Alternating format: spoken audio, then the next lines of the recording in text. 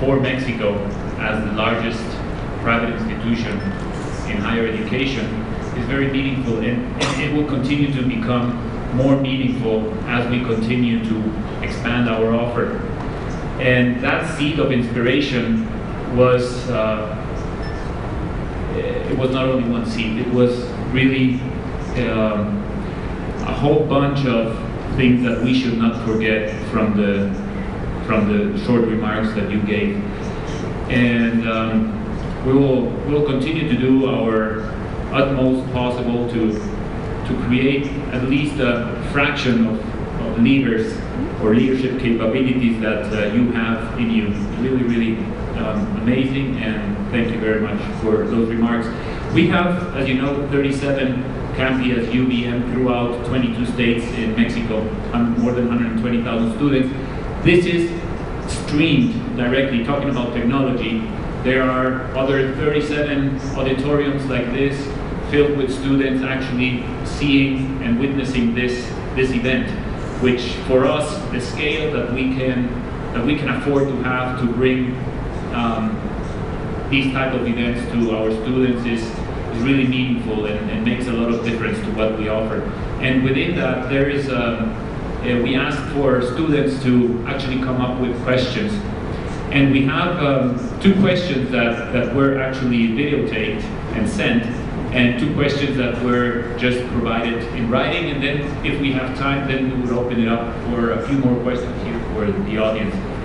So why don't we go to the questions, please?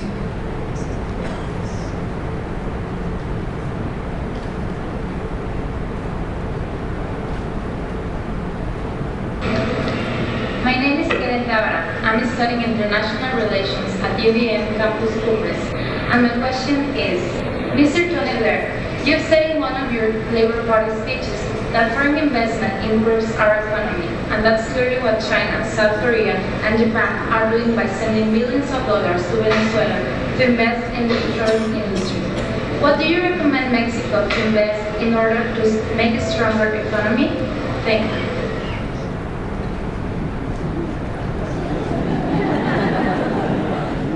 Think about that one. I mean, yeah, look, I think that foreign investment happens to help an economy enormously. I mean, sometimes I think when you're investing in the oil sector, it's a little different. You're then, if you're investing in the resources and so on, that's very much to do with commodities. Although, of course, commodities are immensely important for your revenues in your country.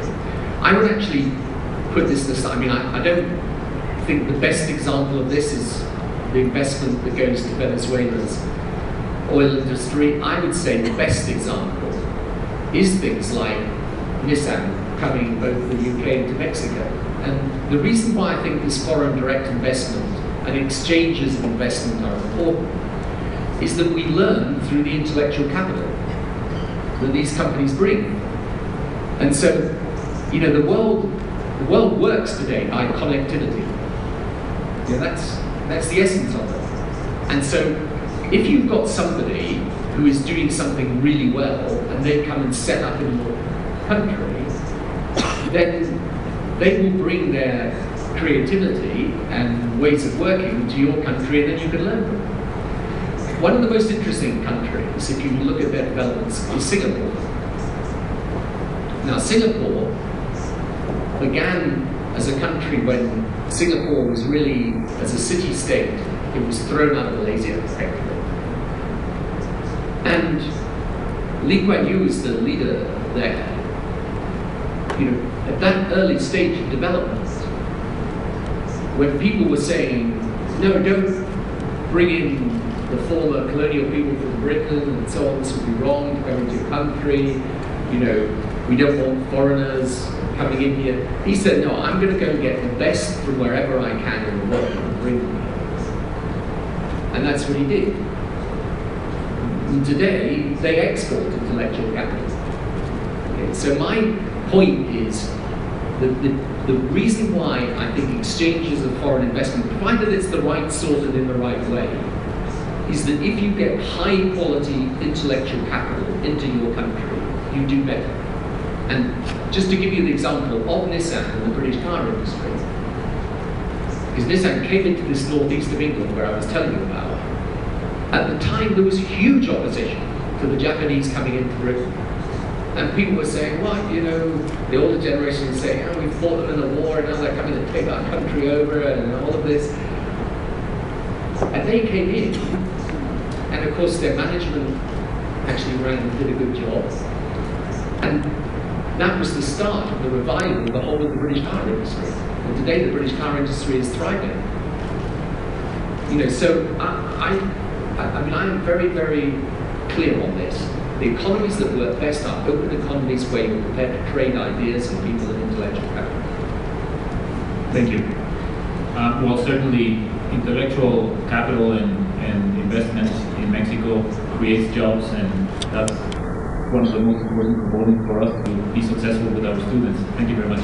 At Campus Chapultepec here in Mexico City, I think Daula is with us. There you are. Thank you, Daula. I'm going to read the question, even though we might have it in the little screen here. You have attended several laureate universities at Bilgi in Turkey, Aneni Morubi in Brazil, Universidad Europea de Madrid in Spain, and now you are at Universidad del Valle de Mexico. How do you perceive laureate's role in today's world? Which is your advice for us as educators and students to become future leaders? Well, look, the thing about laureate is it only does well if it produces excellence, right? So, you know, otherwise you don't survive as a company. And, you know, this is why when I was talking earlier, you know, we will have some very, and you've got some here actually in Mexico, some very strong traditional public sector universities. But there's a role for other universities to come in alongside. And, you know, the question is, when you open up the system and you have different providers, I think it provides a healthy environment whereby people learn from each other and actually, in a sense, compete with each other. So, you know, again with universities, it's not a mystery as to what works. You know, you look at the highest quality universities in the world, and I mean, they're very largely dominated by the United States universities. They operate in a very open, quite entrepreneurial way, actually, at best. I think a mix of public and private sector is the way the world is going. And, you know, for me, I mean, I'd like to get laureate into, you know, other places. I think there's lots you can do in places like Africa that would improve the educational opportunities of people immensely. And what can you do to educate future leaders? Let me tell you a personal story about my education. I actually went to a private school and got a good education. Right? And then I went to Oxford University, which is obviously a top university. But if I'm absolutely honest about it, my education didn't start really in a true way. I've got to watch what I'm saying here, but I then went to do what's called in the law an apprenticeship, actually. If you want to become an advocate in the UK, you have to do what used to be called a pupillage, an apprenticeship. And I went to do it with a guy who, I remember the first bit of work I did, and I did it in the same way that I'd done my exams in my university. I took it out of the textbook, I memorized it, I wrote it out. And that's how I got all the way through my school exams, my university. And I remember he threw it at me. And he said, go away and think for yourself, and then come back and write me something decent. I was thinking, that's really rude. But he was absolutely right. And that was the beginning of my thinking about the ideas that I was learning. So I actually think educating leaders today, my advice to any young person would be, really sit and think about the things that you're reading and being taught. Because it's when you open up your own imagination and your own thought processes, and you don't just learn what we call learning by rote. You know, you just memorize it all, right? When you do that, that's when you start.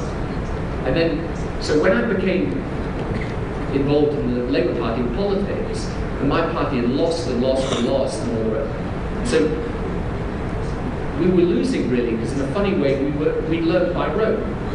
This was the traditions of the party, this is how we'd always done it, so that's how we should always do it. And I started to think, no, maybe we should do it differently. And it's unlocking that, you see what I mean, that kind of creative thought process is the single most important thing you can learn. And the best place to start it actually is in university. Thank you very much. Do things differently and no change. Hello, my name is Anita Gleason, and I'm from Campus Europa, and I study international affairs. And my question to Mr. Blair is, if you were Prime Minister nowadays, what would be your position in the financial field to stimulate the growth and to put an end to the crisis in the European Union? And finally, I would like to know, what do you think about the future of it? Thank you.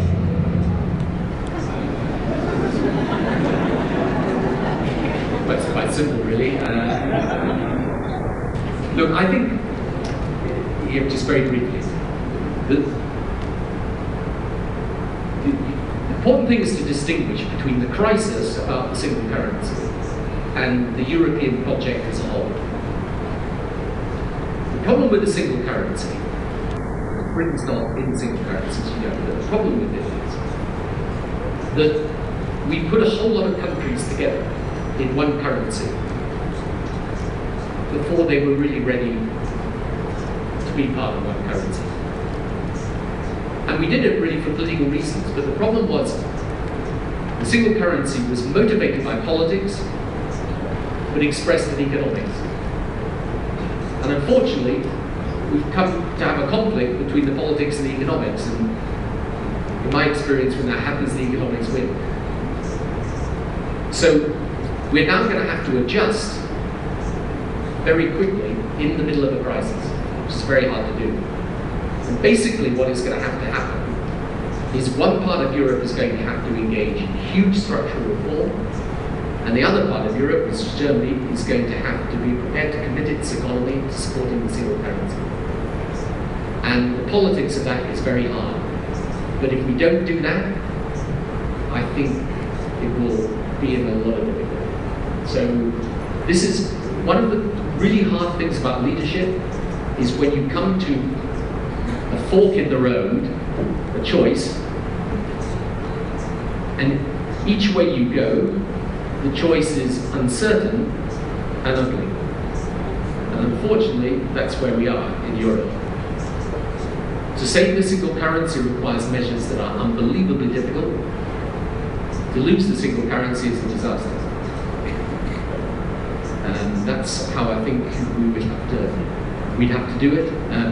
But I just want to make the other point, which is that the single currency crisis, we will have to resolve it or not in the way I described.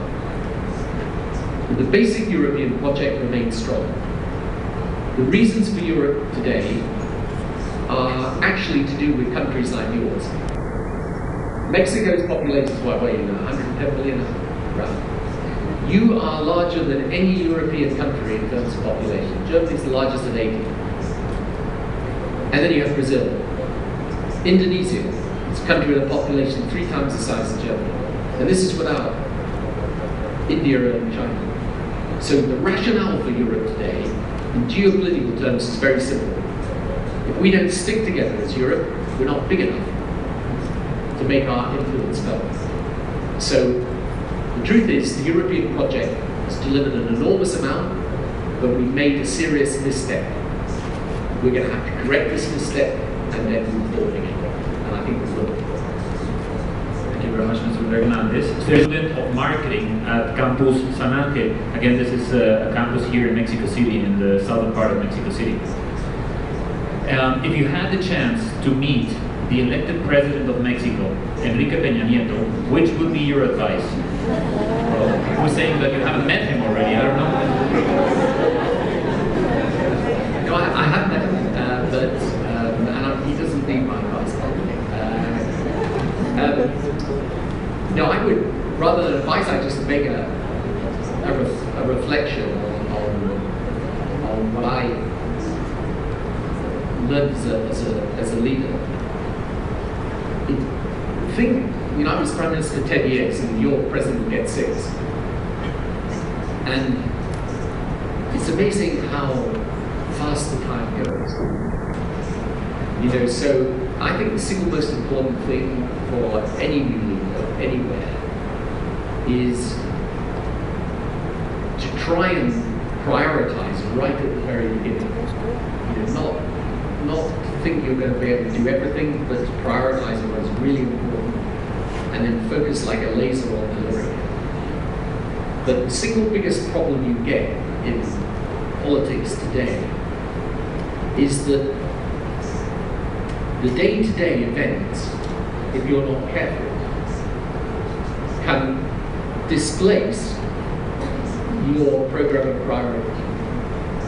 And what I found in the end was that I almost, and this was especially after 9/11, obviously in my case, I almost had to have a kind of, dual track premiership.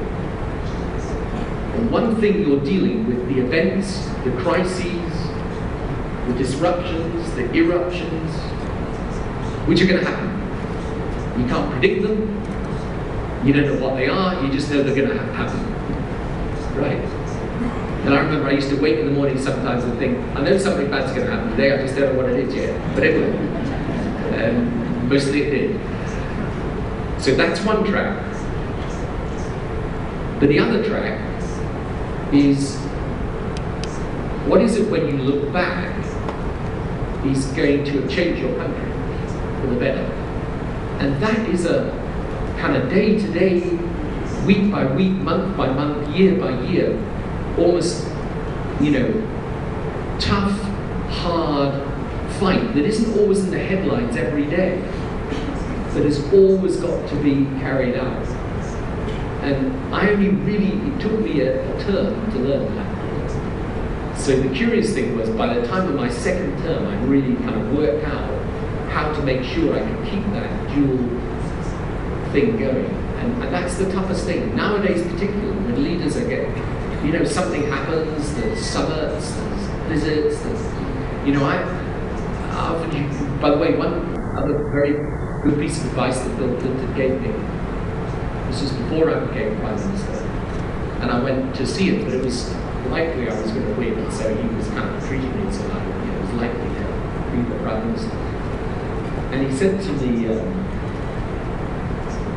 it's a very Bill way, kind of put his arm around me, he says to me, I'm going to give you a really, really important piece of advice. I'm going to tell you something that is going to change your premiership. And I was absolutely thrilled with this, you see. I thought he was about to tell me some great secret. This was the way the world really worked. There was a book on the fourth shelf of the library, and you took it out. There was the conspiracy all that. I was really excited. So I said when we were together, so what's this piece of advice? He said to me, scheduling. I said, scheduling?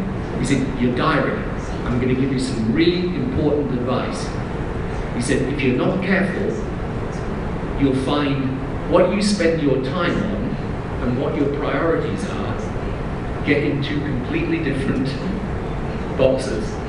And you will end up, unless you grip your diary and grip your schedule and make sure that you're focused on what your priorities are, he said, you can go through a whole term or two of being a president and prime minister and you never get to grips with the things you were elected to do. That's good advice. It wasn't a great secret, but it was good advice. Thank you very much. Great answer to a great question, and unfortunately we don't have the luxury of allowing our elected president to take his first term to learn, because he only had one term.